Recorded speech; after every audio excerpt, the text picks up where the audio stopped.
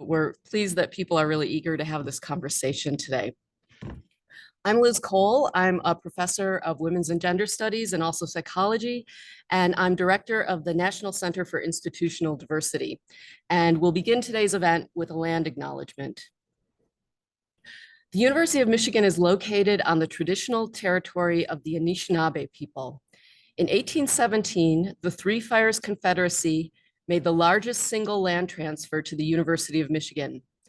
This was offered ceremonially through the treaty at the foot of the rapids.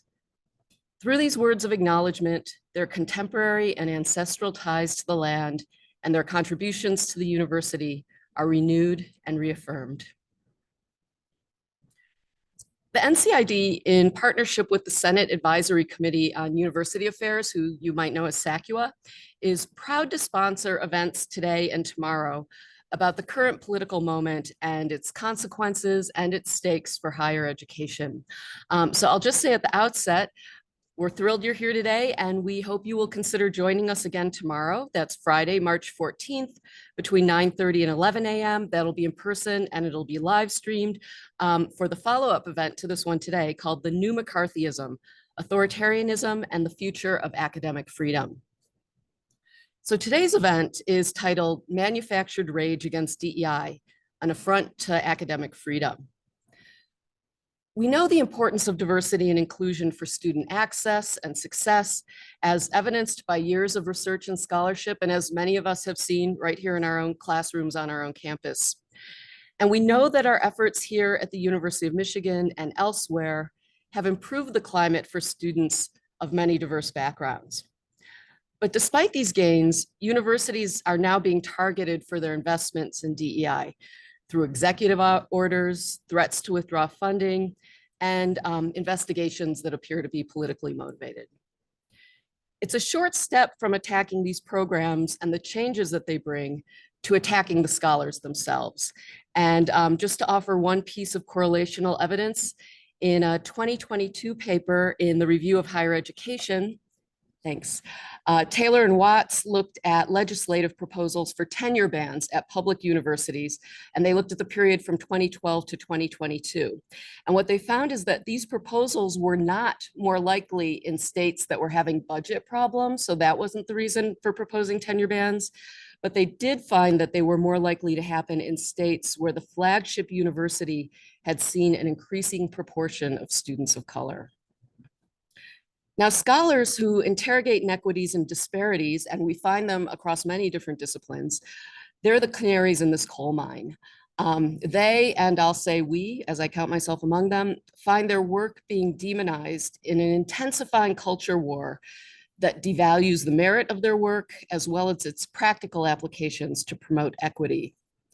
So although DEI initiatives are the current target, recent events suggest that these attacks are serving as the thin end of the wedge into higher education, with the ultimate effects of deinstitutionalizing universities and colleges and curtailing academic freedom. And right now you can see the endpoint of this process everywhere right now. So we see it in recent severe and seemingly arbitrary cuts to research funding. We see it in proposals for steep new taxes on university endowment income. And we saw it in the arrest of a green card holding student activist in violation of his First Amendment rights.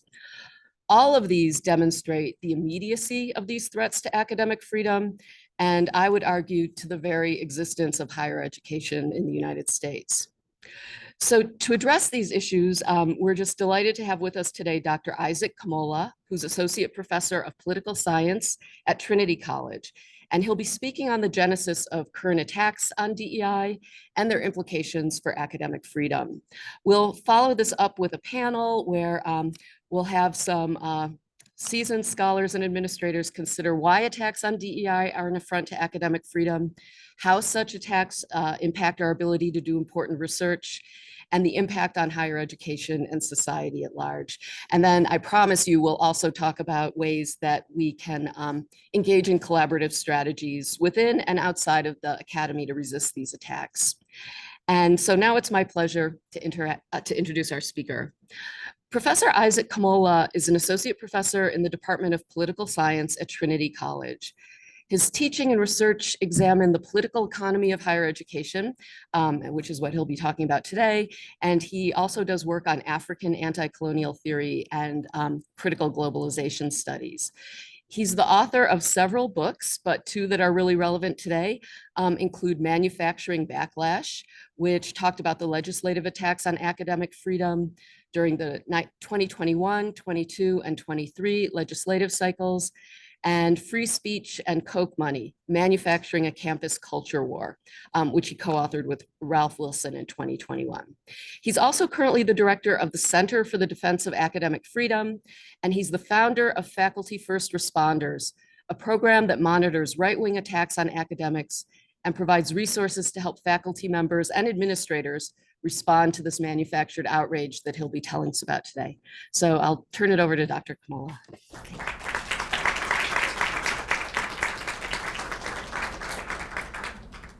I would just like to thank the National Center for Institutional Diversity and for the Senate Advisory Committee on University Affairs for having the courage to have this conversation about DEI in this organized political moment in which there's so much to make us scared about having these conversations. I think is really admirable and really important. And I hope that these kinds of conversations are possible not only here, but at other institutions as well. There's a long number of people who helped bring me to Michigan. I would like to thank Edmund Graham, Marie Ting, Elizabeth Cole, and Deborah Ball and Jermaine Awad, who are going to be on the panel. And I'm going to set my timer for 25 minutes. I can talk about this stuff at great length for hours and hours. And my wife oftentimes kicks me under the table, like, shut up. And so I'm going to set my alarm for 25 minutes to make sure that we have time to get to the full panel. So it's starting now. So I'd also like to thank Lucas McCarthy, Eric Vanderveer, and El Costanzo for doing all of the prep work, the technology and the travel plans and all that stuff is absolutely amazing. I would like to have a huge shout out for the University of Michigan AUP chapter. Julie Bond and Leila Kouar are the leaders of the chapter here, and just an exceptionally exciting chapter and really great organizers in the higher education space. And I'd also like to thank my partner, Serena Laws, who is doing the childcare that allows me to be here today. So what I want to do is kind of situate I'm going to give an overview of the Manufacturing Backlash Report, which really focuses on the legislative cycles 2021, 2022, and 2023. And this thing that happened where all of a sudden, seemingly out of nowhere, in the spring of 2021, there was this, or in the spring of 2020, a moral panic about critical race theory, about how critical race theory was tearing America apart. Right. And then that quickly evolved into legislation during the 2021 legislative cycle to ban critical race theory. And then in subsequent legislative cycles, attacks on diversity, equity, and inclusion initiatives. And so I want to give an overview of the report Manufacturing Backlash, which I wrote for the AAUP and the Center for the Defense of Academic Freedom, and kind of give a broad overview of the findings of that report. And then that report, what it does is it not only overviews the legislation, what bills were passed in what states, but it also analyzes the dark money funded think tanks that were behind that legislative assault, right? It's not like there's a bunch of Americans who woke up in September 2020 and said, you know what, the biggest crisis facing American higher education right now, it's critical race theory. Right? This is just a crisis that really needs to be. No, that never happened, right? In fact, there was a manufactured moral panic that was manufactured by very well-funded think tanks, media outlets, political operatives in order to demonize critical race theory and then diversity, equity, and inclusion. And I think it's really, really important if we want to push back and to demand that our institutions and our governments work hard to make sure that our universities and our institutions of higher education are inclusive and welcoming of all people. It's important for us to understand who exactly is behind the attack to make our institutions less inclusive, less diverse, and less equitable, right? And I argue that there was a network of very well-funded think tanks that were behind this legislative assault. And then I want to give three examples of what this kind of network of think tanks working together was able to do to undermine diversity, equity, and inclusion initiatives. And the third one being kind of after the scope of the report, but looks at the contemporary attacks on DEI coming out of the executive branch. The report, Manufacturing Backlash, focuses on state legislation, but it's the same logic and in many cases the same actors that are behind that have turned this into a national attack as well. And then I'm going to give some ideas about how to stop back, and I'm going to do all of that with 21 minutes remaining. So manufacturing backlash, what I did is identified 5 different types of legislation that was introduced that attacked higher education in particular. There was divisive concept bills or anti-CRT bills that were introduced. There's anti-DEI bills, and then there was a number of bills that attacked a tenure, as Liz talked about, that the attack on tenure is part of this broader attack on higher education. There's efforts to weaken accreditation, and there was also these attacks on governance. These were bills, for example, that made it possible for the Board of Governors in Florida to call universities and tell them you must take these classes off of the curriculum. Or they were bills that created a center that says we don't like the kinds of things that are being taught at UNC Chapel Hill, so we'll create a school of leadership and civics in order to teach our preferred kind of contents, right? So that very, very active effort to not only attack and to chill what's going on college campuses, but to actively create places for the production of different kinds of knowledge, preferred kinds of knowledges that these political operatives prefer. So those are the 5 different types of legislation that I look at in the report, and I'll focus on the DEI side for this talk.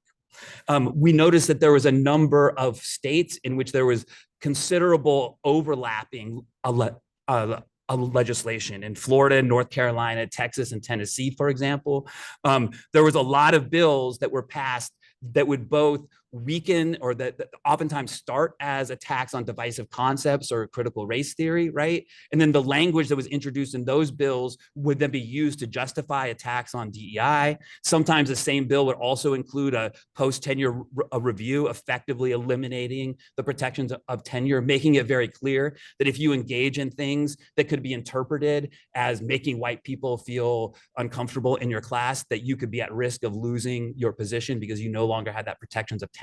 So that there's a lot of these bills, of those 5 different types of bills that I outlined, that kind of interlock together and mutually reinforce each other. And so one of the things that I do in this report is kind of lay out just kind of a list of all the bills that were introduced and passed in the different states. But then I also, as I mentioned, I talk about the kinds of think tanks that were behind those. And in particular, there was a number of national think tanks that focus on kind of really shaping conservative politics at the national level, in particular, the Heritage Foundation and the Manhattan Institute. The Manhattan Institute is the home of Christopher Rufo. You might have heard of him. The Heritage Foundation, Project 2025, and have been very active for decades in trying to shape higher education and also K-12 education. They've also been advocates of the voucherization of public schools. And a lot of these come out of a kind of a free market or libertarian economic perspective, where the idea is to kind of defund and retrench the public goods that are provided. So that in addition to these federal think tanks, these national level think tanks, there's also state level think tanks. I found in my research, the Idaho Freedom Foundation, the Texas Public Policy Foundation were 2 state level think tanks. There's a bunch of others that I also that aren't included, but these are 2 great examples of state level think tanks that push for the national education strategy at the state level, right? And there's oftentimes clear connections between the model bills, the general policies, the talking points, the strategy that's being developed at the national level that's then being handed to the state level think tanks that advocate and push those model bills or make those arguments at the state level.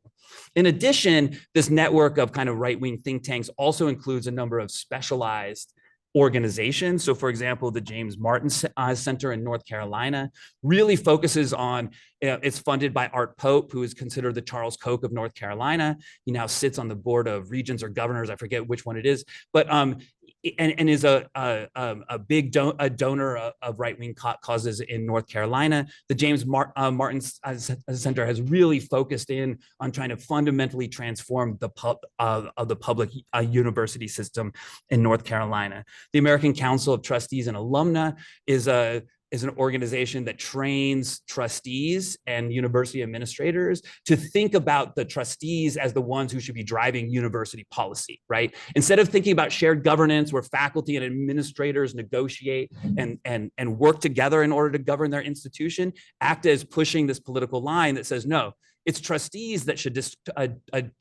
determine whether Nicole Hannah-Jones is hired or fired or who gets tenure or not, and to really empower the trustees to be very active in the creation of curriculum and personnel decisions.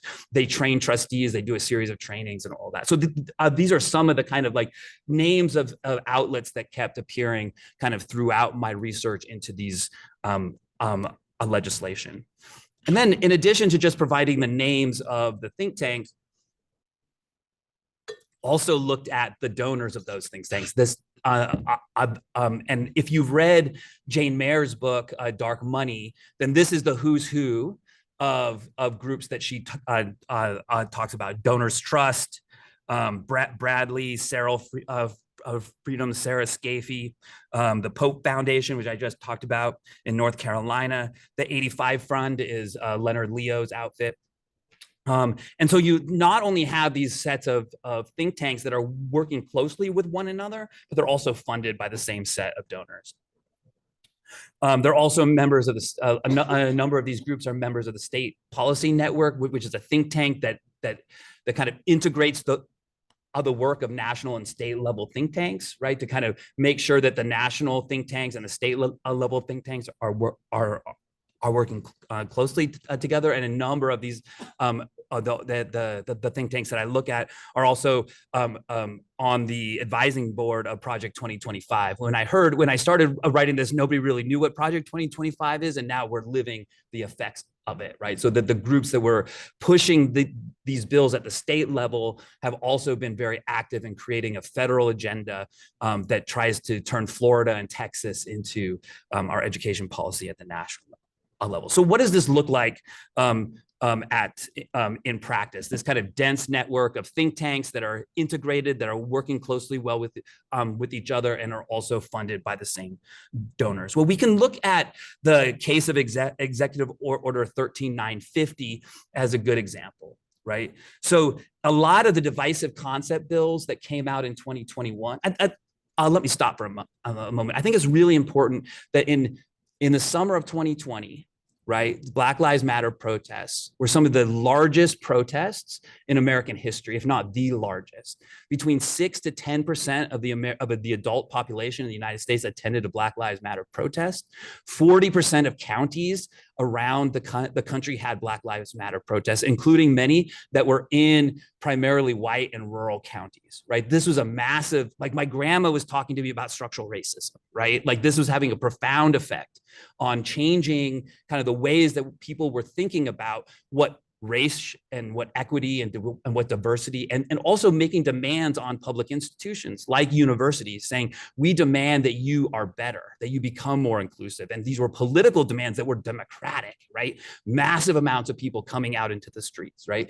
This then created this huge backlash among this group of donors and think tanks, thinking about how do we respond to this. The first wave of response was the creation of these divisive concept bills.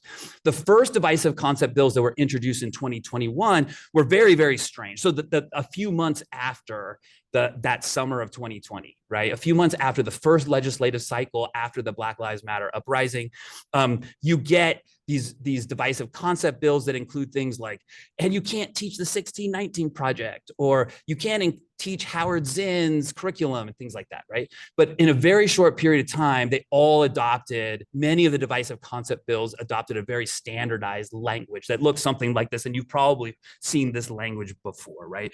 That it makes it a divisive concept if members of one race, color, national origin groups are taught that they're morally superior, or if we teach that a person by virtue of their sex, color, national origin, et cetera, is inherently racist, et cetera. This is kind of a fever dream understanding of what the right wing thinks goes on in my classroom, right? Is that I'm there to make white students feel guilty about themselves, as opposed to doing historically informed, analytically rich, and deeply evidenced arguments about how race and power and gender have worked in America, right? These aren't just like random claims. These are like evidentiary arguments, but this kind of definition is kind of a fever dream understanding of what goes on in our classrooms, right? So where did this language come from? This language was taken from the Stop Woke Act, but it appears in about 80% of these bills, those 99 academic gag orders that attempt to ban divisive concepts. About 80% of them use language that's almost identical to this, right? Where does it come from? So Christopher Rufo is a political activist who was working in Seattle at the time, whose entire career was made possible by right-wing think tanks, right? We would not be thinking about Chris Rufo right now if it wasn't for the Claremont Institute, the Heritage Foundation, the Pacific Research Institution, the Federalist Society, all of these think tanks that have basically platformed Christopher Rufo, right?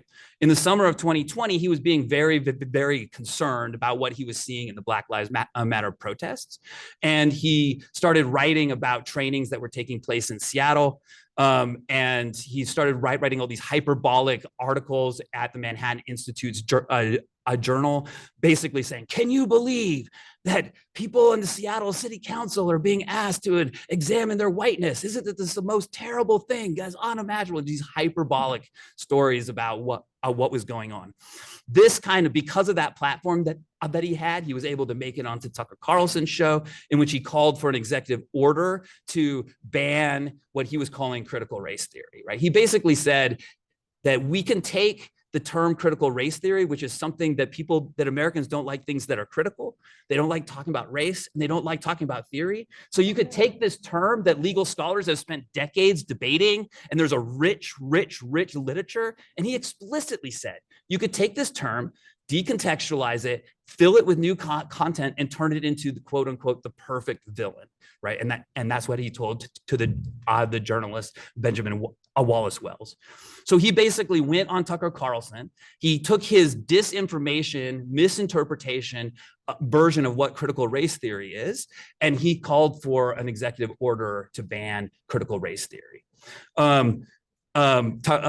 Trump was watching that Tucker Carlson show. The next day called him and invited him to the White House, where he worked with Russ Vought, who was the director of the Office of Management and Budget, or Budget and Management. I'm dyslexic, so I forget which one it is, OMB or OBM, but whatever. And they came up with this executive order combating race and sex stereotyping, right? Russ Vought then left the White House and he went to form the Center for Renewing America.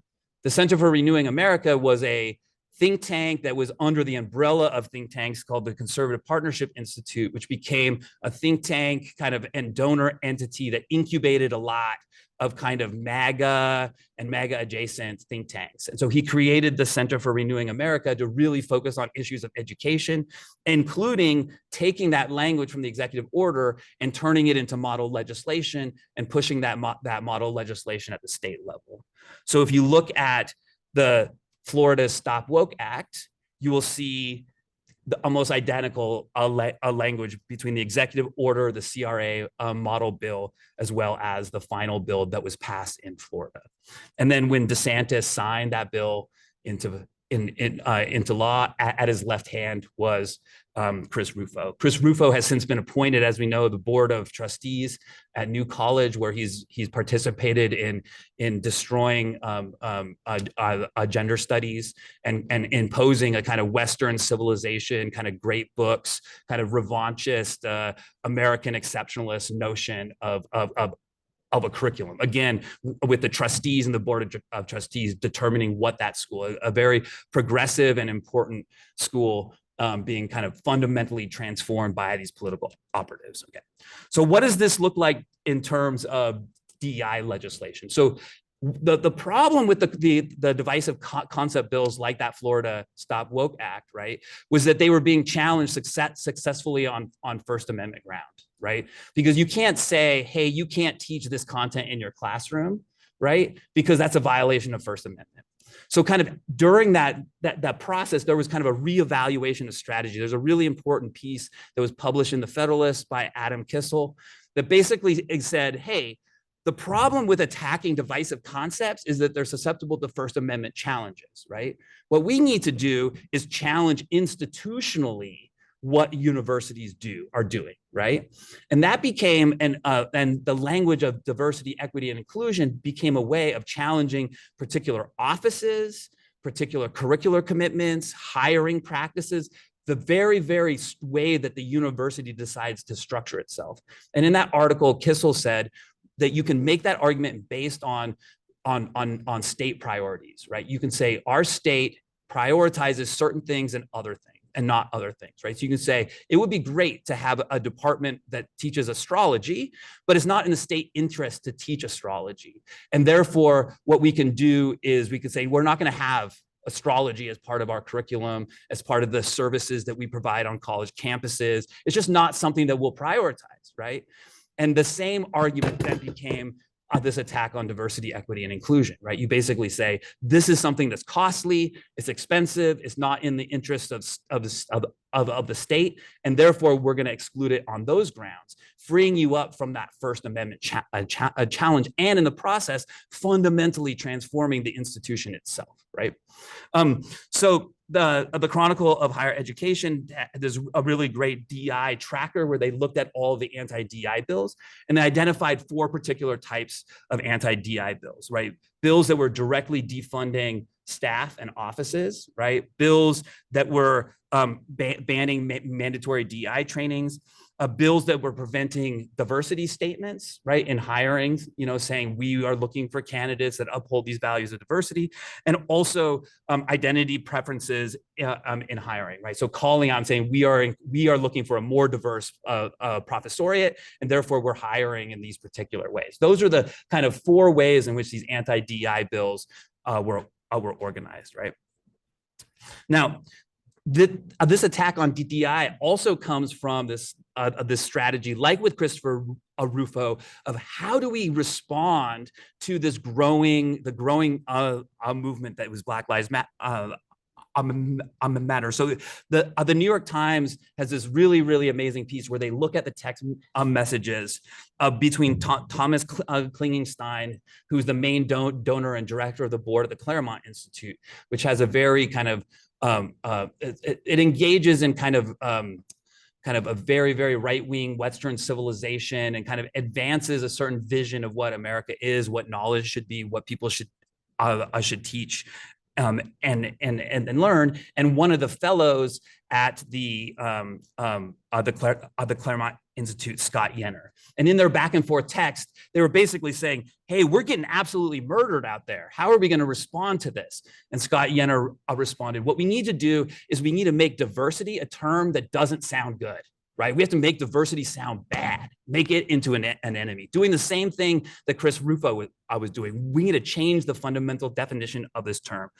So what Scott Yenner did is he went out in his capacity at the Claremont Institute, and also in collaboration with the Idaho Freedom Foundation, wrote a whole series of reports about what he called social justice initiatives in college campuses and K-12 systems around the country, writing reports about all of the crazy, terrible stuff that's going on college campuses, including one on Texas A&M, where he goes through line by line the budgets. He looks at how much money is being spent by certain offices, the number of people who are employed, and basically makes that argument that says these are resources that are being wasted, right? Again, he engages in this hyperbolic distortion of what these offices were actually doing, making it sound like it was grooming and brainwashing and all of this kind of stuff. But this document, there's good journalistic evidence that says this report by Yenner was widely circulating within Texas when it introduced Senate Bill 7, which banned DEI in Texas. Kind of at the same time that the Claremont Institute, the Idaho Freedom Foundation, Scott Yenner were writing these reports about DEI, the Manhattan Institute was also creating its model legislation. The third example is, let's look at the Dear Colleague letter, right? So this is the example of how this kind of broad attack on diversity, equity, inclusion has been weaponized by the federal administration, right? So on his second day, or his second day as President, Trump issued an executive order that basically called for called for many things. I mean, it overturned a bunch of Biden's executive orders. It did a bunch of really terrible things. And one of the things that it called for was to examine whether students for fair admissions could, how it should be applied and interpreted. That Dear Colleague letter that came out of that less than, less than a month later, right, basically said that DEI should be interpreted in this very, very, very, very expansive ways, that students for fair admission, which abolished affirmative action, should be interpreted in a way that applied to all kinds of things, right?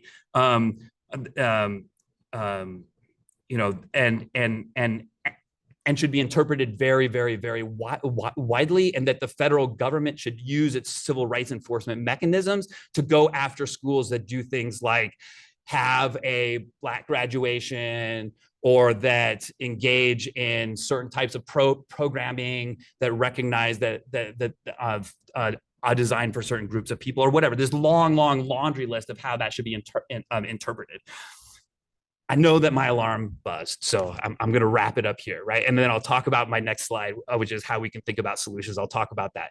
But I think it's really important. Students for Fair Admissions, right, was manufactured by the same donors that we talked about above, right? So Edward Blum he created two entities, the Project for Fair Representation and Students for Fair Admissions. They received millions of dollars, tens of millions of dollars from the who's who list of donors, right, to find the plaintiffs, to file the lawsuits, to engage in all of the litigation, to do all of the work, right? It's the civil rights playbook. It's the NAACP's playbook, but with massive amounts of money, right? And then he presented that the amicus briefs, right, are also funded by similar groups.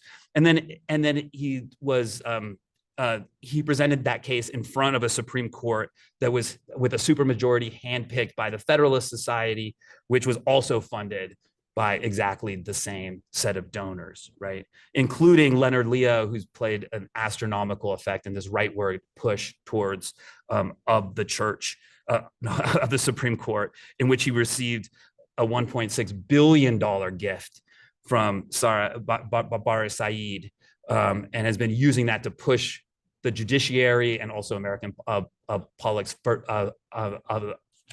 further to the right. And the Federalist Society has been, so basically what you have here is the plaintiffs and all the litigation and the people who are hearing that case, all funded by the same group of donors and trained in the same sort of political infrastructure. So that's what I got. Sorry for going over time. I apologize. And I'm really looking forward to the conversation.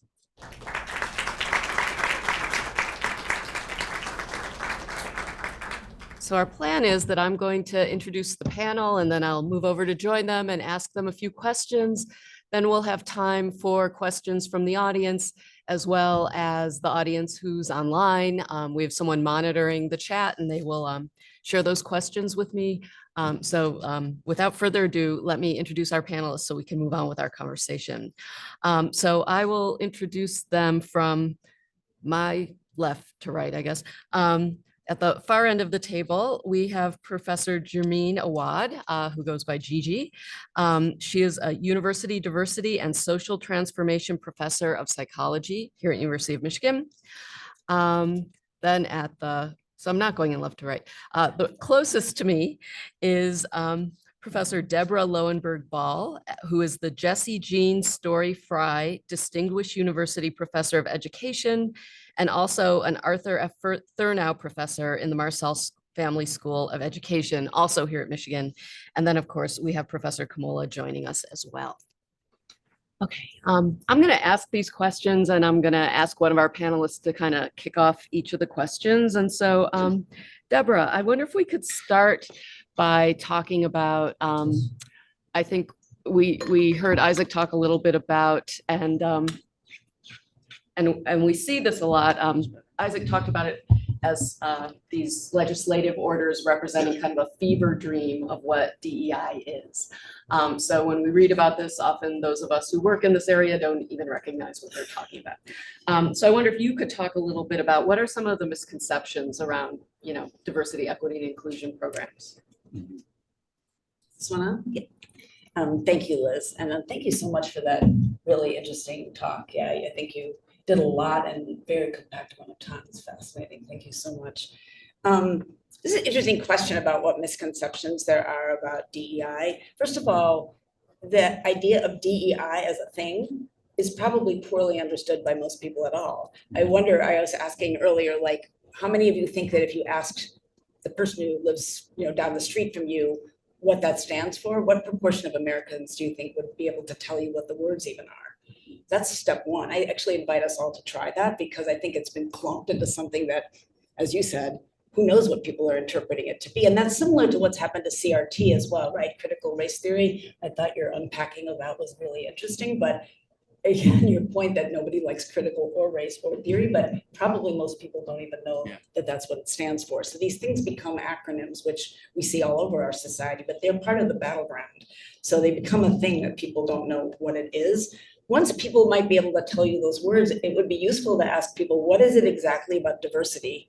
And many people have said this. I think Rob Sellers said this really eloquently recently.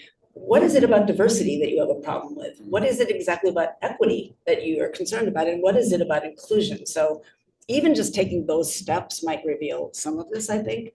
But there's several other things. I think the anti-DEI rhetoric is being kind of co-opted into a long history in this country of white supremacy, basically. It's one of the new ways, and we could go back, and we probably should be thinking a little more historically at this time. We talk a lot about this moment, but this is not a moment exactly. It's a moment in a series of many moments. So I think that would behoove us probably to do that. But some of the other misconceptions besides what is it anyway, one example would be that I think a lot of people, when they do have a little more knowledge, tend to think that it's all about race, just patently false.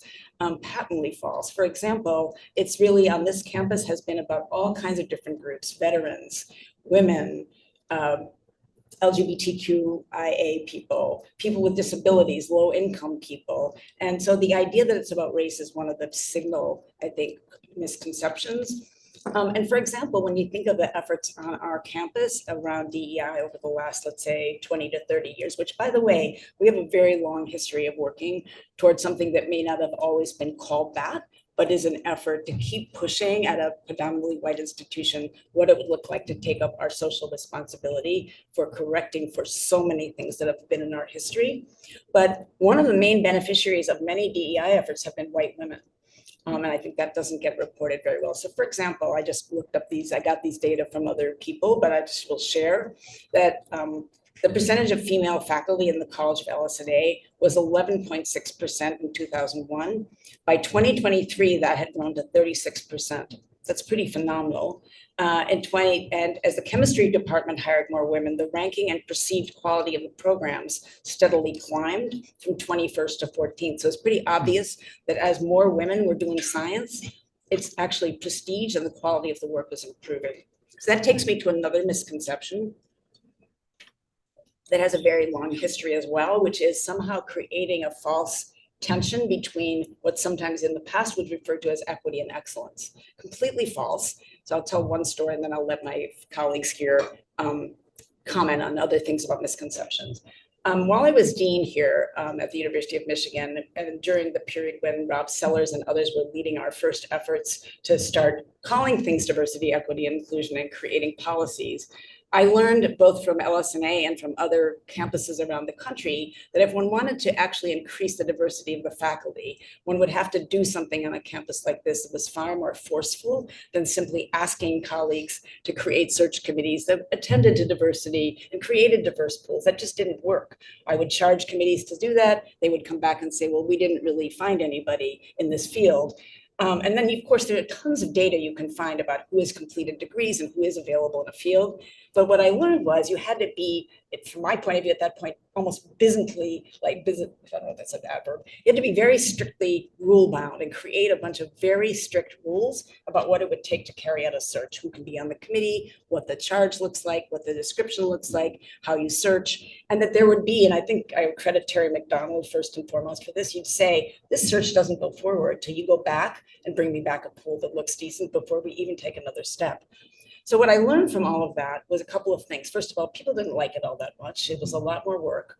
However, in the very first year that we implemented that in the School of Education, the pools looked entirely different, not even a little bit different, entirely different. And the best people in those pools were frequently people of color, almost to a person.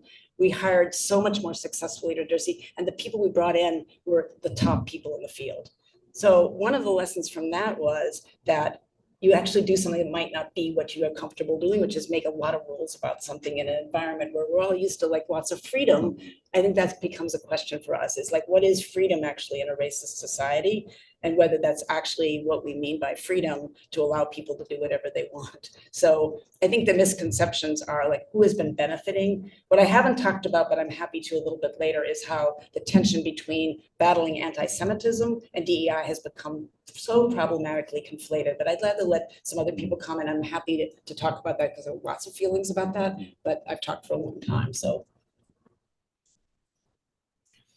I mean, I think for me, one of the major misconceptions is that there is a thing called DEI and it comes from top down, right? I think it's really important to remember that the demand that our institutions better reflect our society at large was a political battle that was struggled over for decades.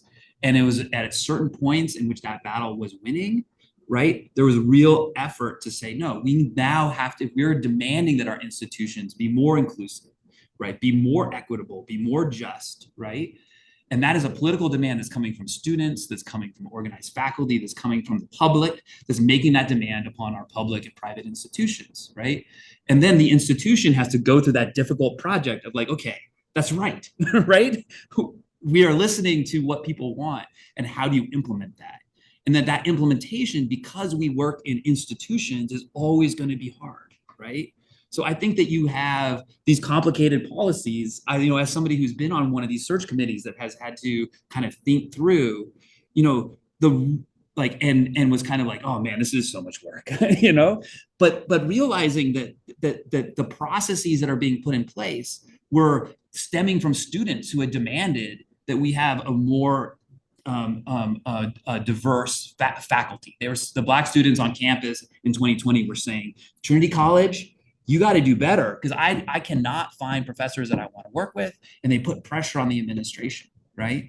And then these policies got put in place that are stemming from tons and tons of data and research, right? There's decades of research about what goes on in search committees that leads to a skewed, that favors white male candidates, right? That's not like some administrator saying, you know what, we should put together all of these rules and we're going to create a super hard, complicated process. No, there's decades and decades of research and analysis and thought that's gone into thinking about, if you want this kind of outcome and you are in this kind of institution, here's the kinds of processes that you have to put in place, right? So in a way, an outcome that just looks like DEI being imposed from the top is actually the result of a democratic process that looks a lot like academic freedom, that looks a lot like shared governance, that looks a lot like good people trying to figure out how to do the impossible work of negotiating structural racism within particular institutions and particular spaces. That's hard work. And we don't always get it right. Sometimes, sometimes it's, we get it wrong, or folks get it wrong. And that's because it's a process, and we're working through trying to do the impossible. And the problem is that you have, when it gets caricatured by people who don't have any interest in actually understanding what's going on, then that space that requires trust, that requires grace, that requires generosity, that space gets shut down and it becomes defensive. And that's a cruel violence that is being done to all of the people who have fought those political struggles, but also did the research and have acted and engaged in trying to make our schools more just and equitable. I'll just add one additional thing. Early part of my career, I studied the attitudes towards affirmative action. Right. And over time, we know that the words affirmative action became more pejorative over time. And now we're seeing the same thing happen with critical race theory and DEI. And so this is an old story, right? That's just being rehashed. But I want to say one of the misconceptions that I constantly fight in my work is this notion that if you have something that is diverse, equitable, or inclusive, that means it's not excellent, right? That folks who are hired or perceived to be affiliated with DEI are somehow less qualified. And that is a huge misconception, especially here at the University of Michigan, where we see that a lot of the DEI programs in which sort of promote hiring of that are efforts that are inclusive or diverse or equitable, we have incredibly excellent and qualified and impressive faculty, staff, and students. So I think, to me, that is probably one of the most pernicious misconceptions around DEI.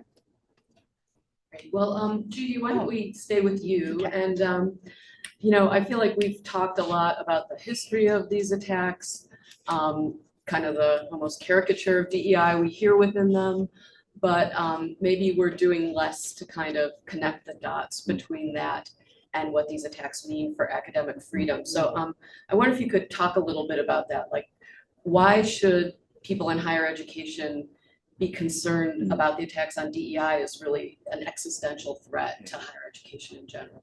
Absolutely. Happy to chat about that. Well, attacks on DEI are yet another example of outside forces interfering and threatening the university's core mission, right? And functioning, which inevitably threaten academic freedom. Okay.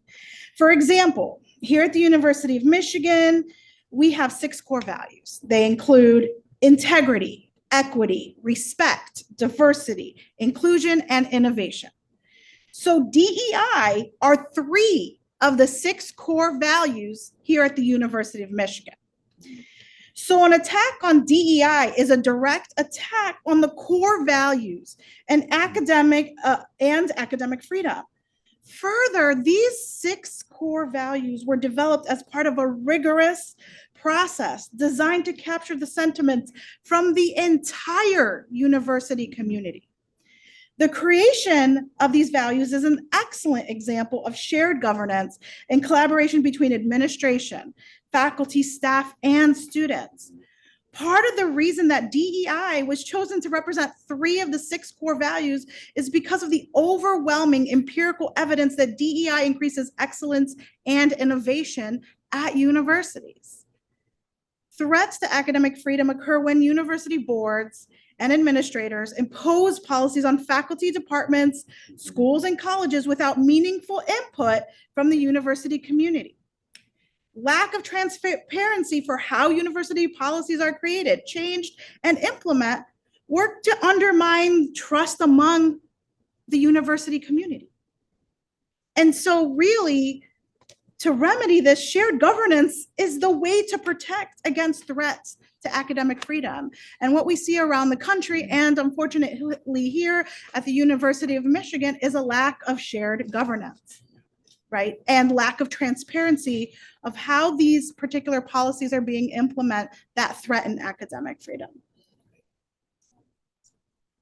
That's great. I think that's exactly right. I think that there's a misconception that's been in like my book, Free Speech and Coke Money, looks exactly at how notions of academic freedom have been conflated with notions of free speech, and that idea of just being able to say whatever you want, right? And that there's been this misunderstanding of academic freedom as the tenured faculty who just spouts off and says whatever they want and is protected, right? That's not actually what academic freedom is. Academic freedom is a shared right, and it involves a right and also responsibilities, right? And it's fundamentally that process of peer review and assessment, right? That says, who is it that we are going to hire? It's not the board of trustees that decides who's going to be in our department. It's the faculty, right? Because we know what our students want. We know what good research looks like. We know what our department needs in terms of its curriculum. And we as a group evaluate and make those assessments, and we engage in that peer review, right? And then that process of receiving tenure is that same process, right? We evaluate our peers, we assess their work, we evaluate them, and the things that we're judging them on is the merits of their work as understood kind of within the confines of a discipline, right? So it's the right to be protected and to be able to say what we want, even if it's controversial, right? But it's also that idea of we're working within a group of scholars, and we're subject to the kind of the peer review and assessment of that group of scholars, right? So I can say, I can be a climate scientist and say, climate change is not man-made, right? And the climate scientists say, we don't have to listen to you. We don't have to respect that opinion, because all of our notions of what counts as a good evidence, what counts as good data means that you are outside of the bounds of what it means to be a reliable a climate scientist who deserves to have a position at this institution, right? It's that process of peer assessment. And that's kind of the understanding of tenure. And in 1966, the AUP realized, like, hey, it's not enough to just have this kind of peer assessment about research and teaching, right? That in order to have academic freedom, you also have to have shared governance, right? And that idea that, like, being part of the process of determining how the institution is functioning. Like, if you're a biology professor and the administration is making all of the decisions about what buildings to build, right, then you can't do the kind of research that you need. So faculty have to be part of that process of determining what the biology building is going to look like. That's what shared governance is. And also thinking about what are the values and our mission and our curriculum and all of that, kind of like what is the stuff of our institution, is something that also has to be worked out in this kind of complicated, hopefully a democratic way, right? And I think that when you have these outside forces saying you can't do this, you have to do this, right?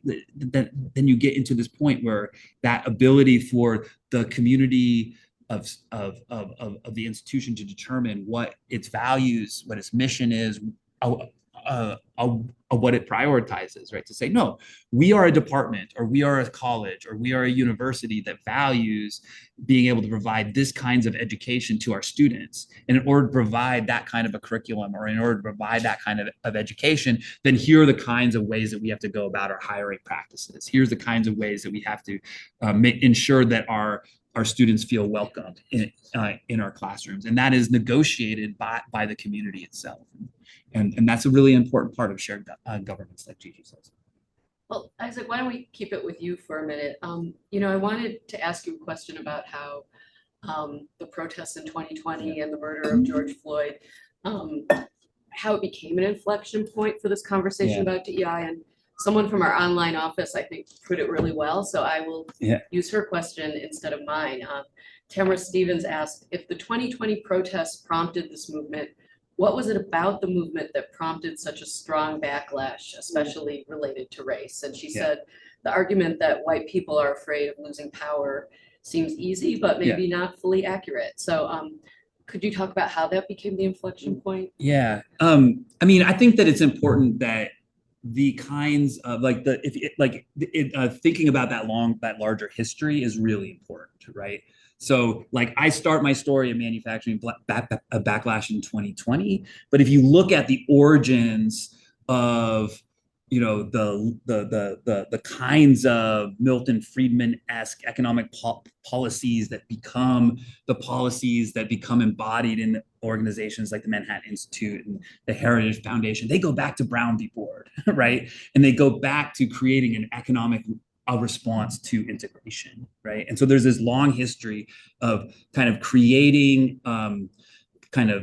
to pushing back against integration, right, and desegregation. And there's also, and so like that's a constant story. And I think that it's helpful to kind of think about I think about this kind of in terms of a backlash, right? Because there is a periods of profound change, and then there's institutionalized, organized backlash and response to it. But I think the thing that was so kind of profound about 2020 that really destabilized the donor class and these entities was because of that combination of COVID and Black Lives Matter. You were seeing the government doing things that it had never done before, like making resources available, like reducing poverty by injecting money into the hands of people, working people, right? To creating new laws and policies that were redistributive in a way that was unprecedented, even unimaginable just months before, right? And then you also had people making in the street, making demands that were being heard and received and appreciated about the need to change the institutions, right? And so basically there was this kind of a recognition that the institutions, the government and the institutions like universities and schools and libraries needed to play a more active role in either economic redistribution activities or in terms of creating a more racially just society, right? And that is, that is an existential threat to the kinds of donors and political groups that are trying to defund and to kind of retrench, right? So you have that moment where there was a different kinds of politics really seemed like it was possible, and you get the sense of like we have to stop this. And I think that's why the backlash was so severe and so quick, and why you have not only Rufo but Klippenstein and Yenner like really like being like, we got to stop this. This is an existential threat, right? So it's part of a broader story, but it was that deep inflection. Well, I am keeping my eye on the clock, and I want to make sure that we have some time to hear from our audience and some of these online questions. So I want to kind of ask pivot to thinking about the response to this. And I have two questions. The first one is about institutional responses, and then I'll move on to talk about what the rest of us can do, right? So institutionally, even before these new orders and policies started rolling out, which are of questionable legality, that kind of remains to be seen. But even before that, we saw some institutions proactively eliminating their DEI offices or initiatives. Sometimes people have called this anticipatory compliance. We've also seen, as it starts playing out, that some of these actions are targeted at specific universities. And so another response that we're seeing from institutions is this kind of chilling effect, right? So I wonder if you could talk a little bit about these ideas of anticipatory compliance, chilling effects, how they work, what they mean, why we should be concerned about them. Gigi, you offered to start us off on this one, but we can hear from anyone. Well, I mean, I think we've seen a lot of examples of this anticipatory compliance and chilling effect happening, not only here at the University of Michigan, but actually also all across the country. So you have people removing any DEI language off of websites. You have reassigning of staff out of quote DEI positions. You have offices being completely dismantled. We've seen this happen. And this is before the new administration sort of came on board. One of the things that I will say, and I'll turn it over, that I want to just read to you all because I really love this. Lee Bollinger did an interview, and I'm just going to read a quote from him. So in a recent interview, Lee Bollinger, who was president at the University of Michigan from 1996 to 2002, who led a successful defense of affirmative action at the Michigan Law School, was quoted as saying, quote, We must make sure that when we emerge from whatever present crisis we are in, the choices will not make us ashamed. Universities last for centuries. I believe that we really need to keep that in mind here. So the University of Michigan's president, Board of Regents, and executive leadership must ask themselves, will the choices they make us ashamed? The University of Michigan has traditionally been a leader in combating these type of politically driven attacks on institutions of higher education. We can't stop now. The university, with its world-class faculty, staff, students, and administration, are more than equipped to fight these fights. And because of that, you can't anticipatory, comply with all of these, very problematic and frankly illegal executive orders that are being put through. And so if there's any place that's able to fight this, it's the University of Michigan. And people all across the country look to the University of Michigan as a leader in DEI, as a leader in sort of combating these outside political attacks. And they're looking to us to see what we're doing. Right. And so anticipatory compliance is not the way to go. And we've already seen the chilling effects. There is a faculty member that I know of that has told their students, please remove anything related to DEI off of your personal websites and your social media.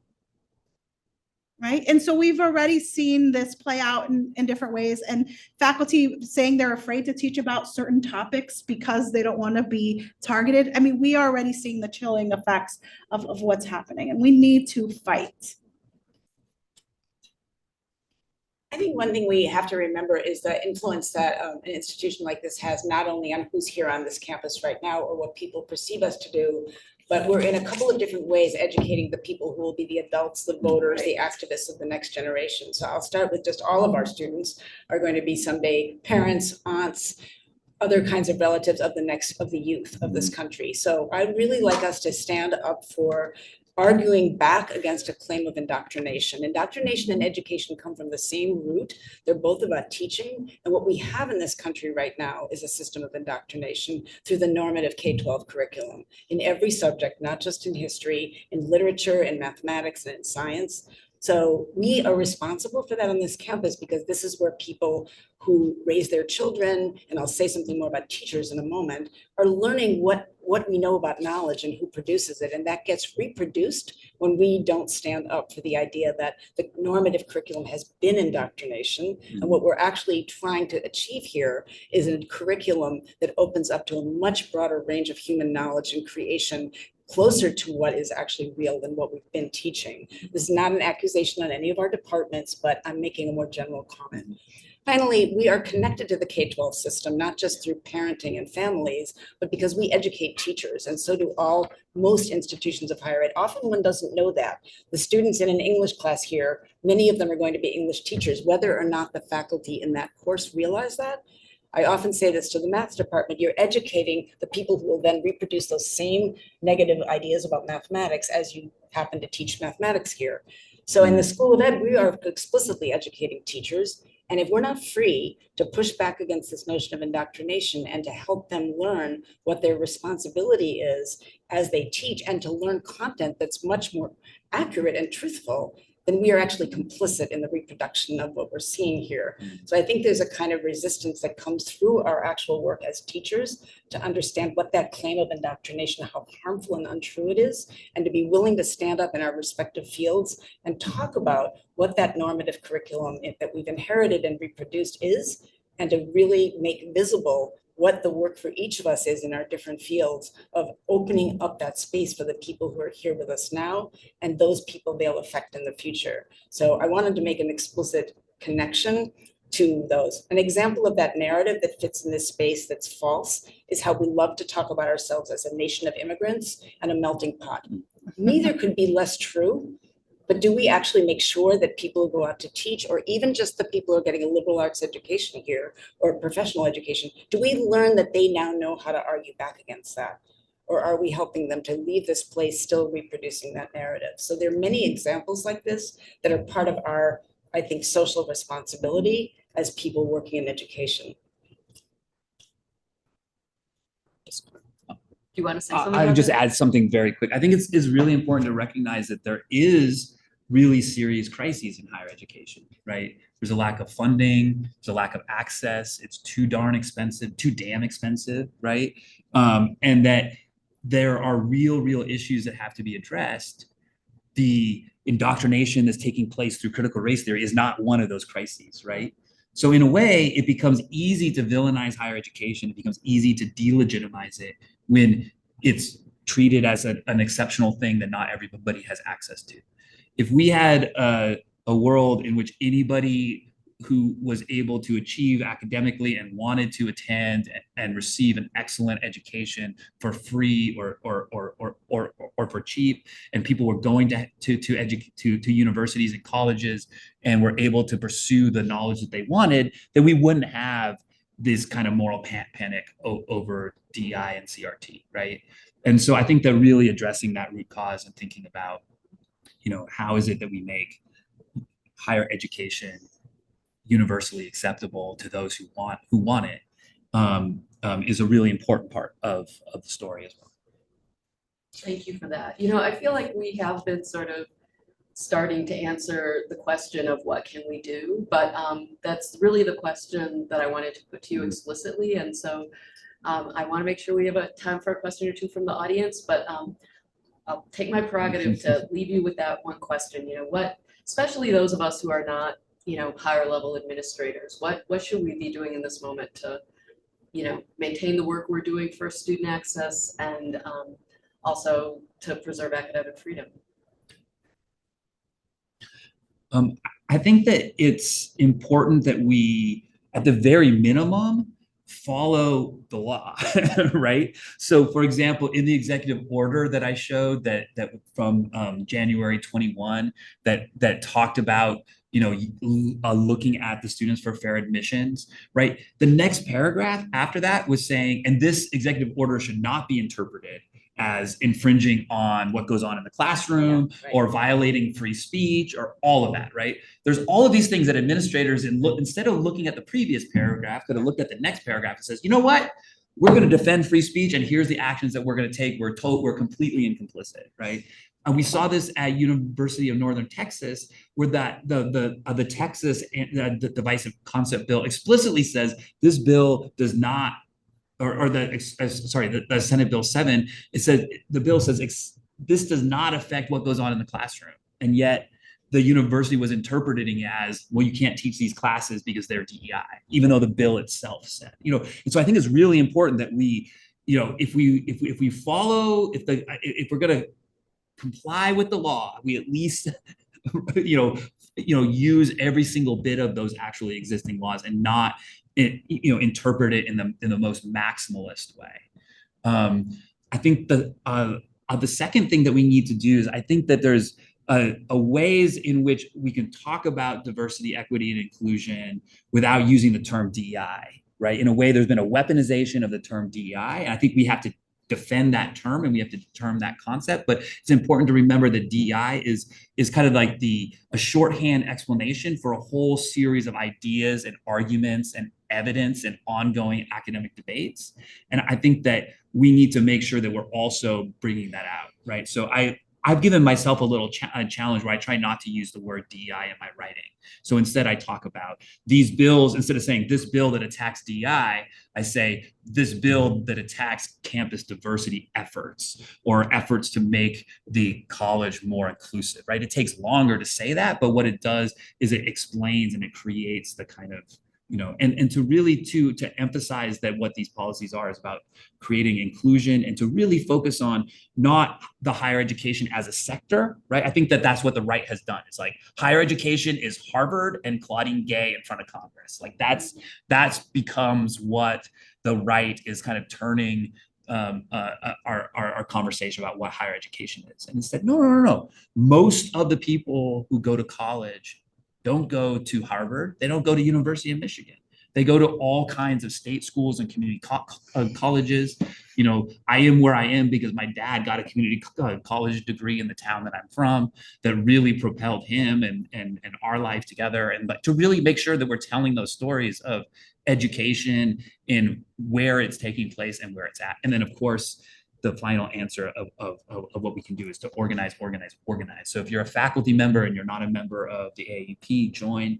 If you're a graduate student, join the AAUP as well, or organize and make sure that faculty and grad students and DEI offices and those who are doing the work of teaching and instruction don't become the path of least resistance of the administration. If they're looking at the federal government and being like, oh, we're scared of the federal government, make sure they're looking over and saying, oh, we're more scared of the faculty, right? So make sure that's what we should be organizing for. I'm just going to second one of everything that was just said. And I just want to also mention, I really want to emphasize that use the word, say diversity, equity, and inclusion.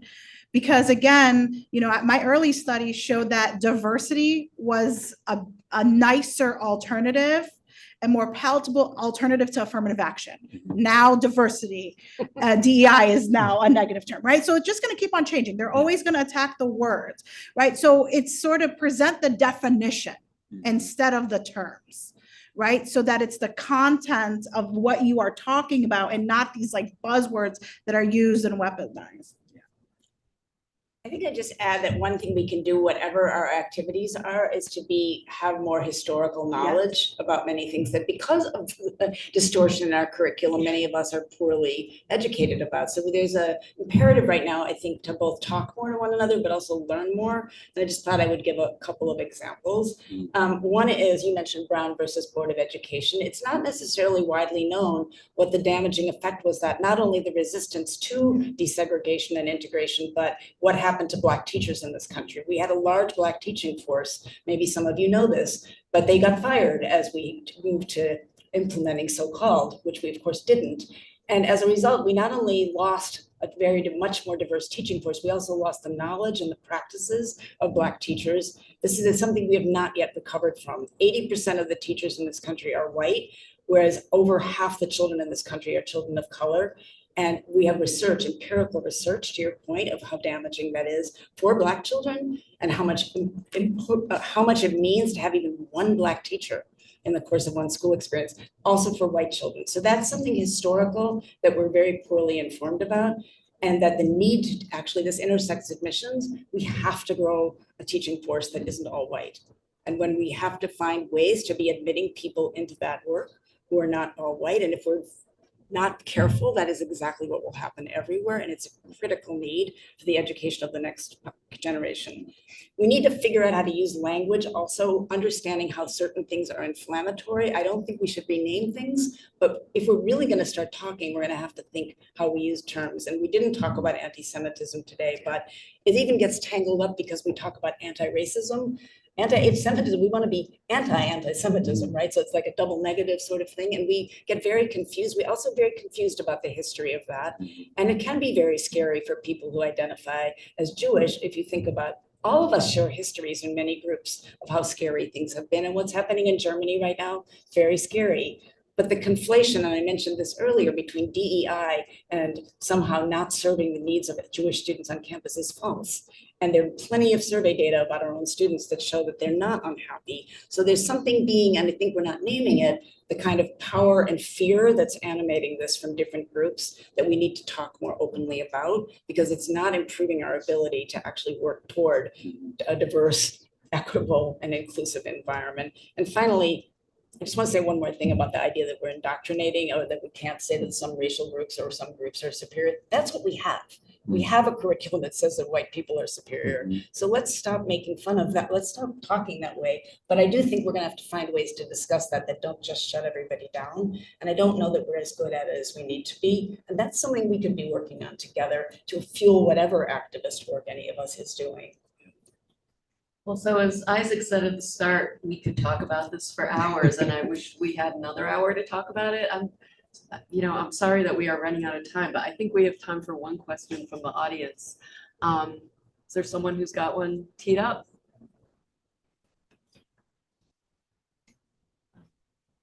Yeah, over there in the gold sweater. Thank you so much for creating this space and conversation. Can you hear me? Yeah. Okay, very good. I just want to say thank you for creating this space and this conversation. It's such an important one. And really appreciate the particular naming of like organize, organize, organize. And I'm really curious to know how folks are organizing at University of Michigan, like what type of organizing is happening amongst faculty, amongst staff, to have a coordinated response to what's going on in an effective way, and how to plug in. Oh, so the question was, I need to repeat it for the people on Zoom. We've been talking about organizing, and the questioner wanted to know what kind of organizing is going on Michigan right now. How can folks get involved? Can we? We have a representative Yes, here from can we bring- SACUA, who's the best person to answer Yeah. that. Thank you, Julie. I'm not on SACUA. I thought you were. No, Sorry. but I'm the president of our AUP chapter. And we're, actively doing all kinds of organization among faculty. Where the more members we have, the more power we have, and we're trying to, actively recruit more people to join us and fight the good fight. So please, AAUP, join us. How do we do that? So if you go to aaup.org, that's the national AUP, click on the join tab, register yourself, pay your dues, say you're from University of Michigan Ann Arbor, and you'll automatically be a member of our chapter. Yes. It's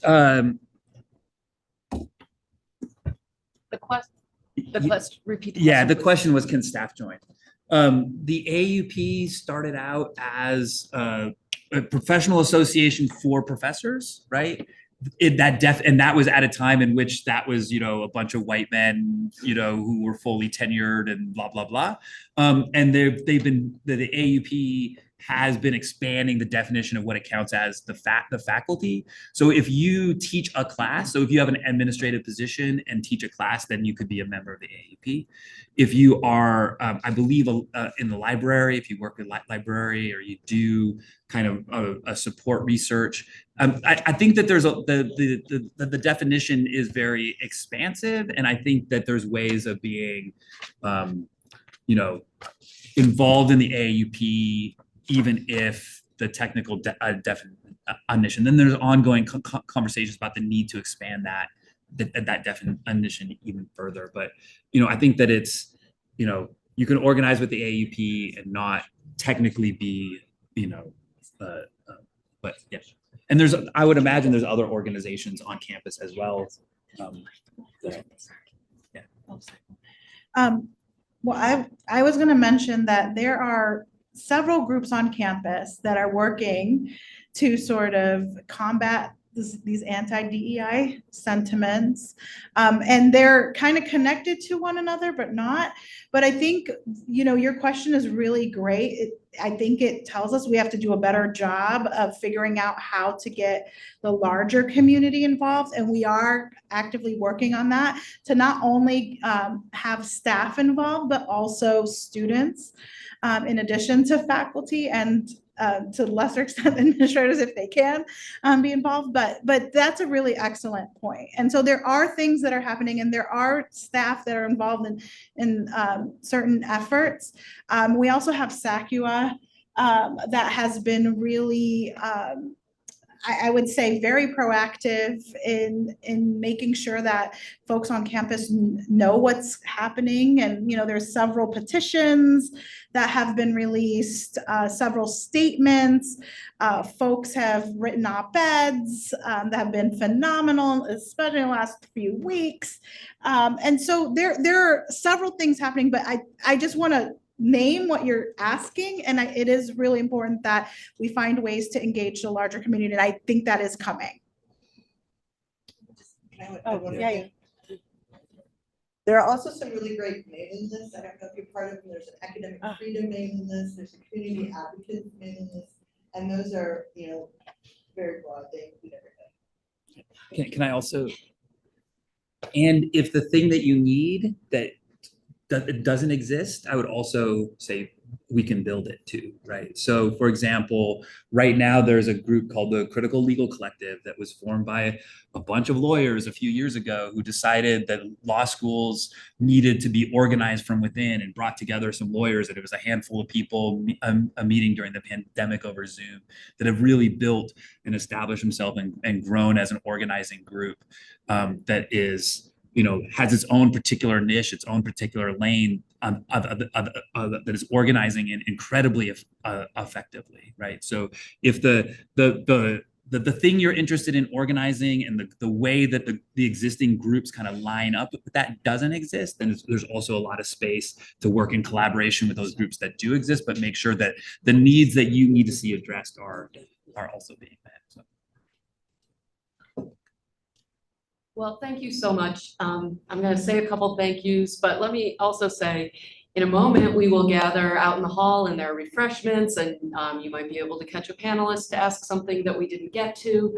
I also want to let you know that after our events, we typically send a follow-up email with lists of resources that were mentioned. So that will be going out. We'll get this information on these mailing lists and send it out to you. Thank you so much for being here today. I really feel that there's the energy to respond to this effectively. I hope that this panel can contribute to that. I want to thank our panelists. I want to thank Professor Kamola for coming all the way here. I want to thank everyone who helped organize this panel, not only our staff at the NCID, but also SACUA and beyond. Especially I want to single out Marie Ting and Luke McCarthy, who were very important to this. And I want to remind you one more time that we'll be taking many of these themes up again tomorrow when we talk about the new McCarthyism. So yes, if you can stay a little while, please join us. Let's continue this conversation. And once again, thank you.